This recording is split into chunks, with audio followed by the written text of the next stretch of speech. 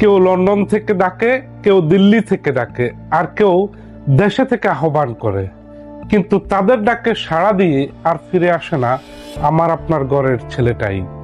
রাজনীতি জনগণকে কি দিয়েছে আমি জানি না, তবে জনগণ সবসময় তাদের কোলে পিঠে করা সন্তানটাকেই দিয়েছে রাজনীতি আর গণতন্ত্রকে। সবচেয়ে বড় আশ্চর্যের বিষয় কি জানেন?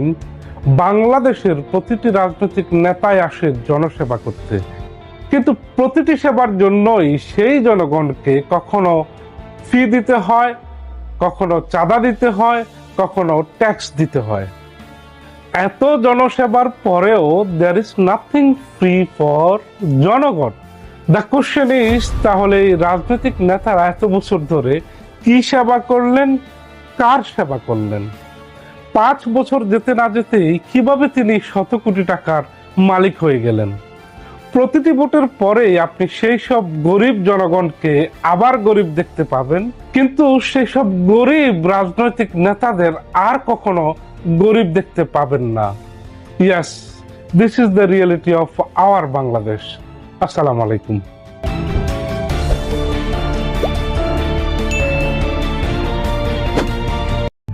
কেউ লন্ডন থেকে ডাকে, কেউ দিল্লি থেকে ডাকে, আর কেউ দেশে থেকে আহ্বান করে, কিন্তু তাদের ডাকে সাড়া দিয়ে আর ফিরে আসে না আমার আপনার ঘরের ছেলেটাই।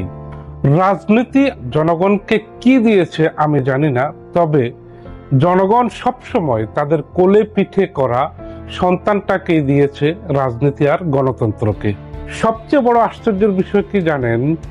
বাংলাদেশের প্রতিটি রাজনৈতিক নেতাই আসে জনসেবা করতে, কিন্তু প্রতিটি সেবার জন্যই সেই জনগণকে কখনো ফি দিতে হয়, কখনো চাঁদা দিতে হয়, কখনো ট্যাক্স দিতে হয়। এত জনসেবার পরেও there is nothing free for জনগণ। দ্য কোশ্চেন ইজ, তাহলে এই রাজনৈতিক নেতারা এত বছর ধরে কি সেবা করলেন, কার সেবা করলেন?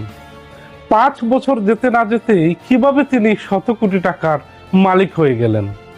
প্রতিটি ভোটের পরেই আপনি সেই সব গরিব জনগণকে আবার গরিব দেখতে পাবেন, কিন্তু সেই সব গরিব রাজনৈতিক নেতাদের আর কখনো গরিব দেখতে পাবেন না।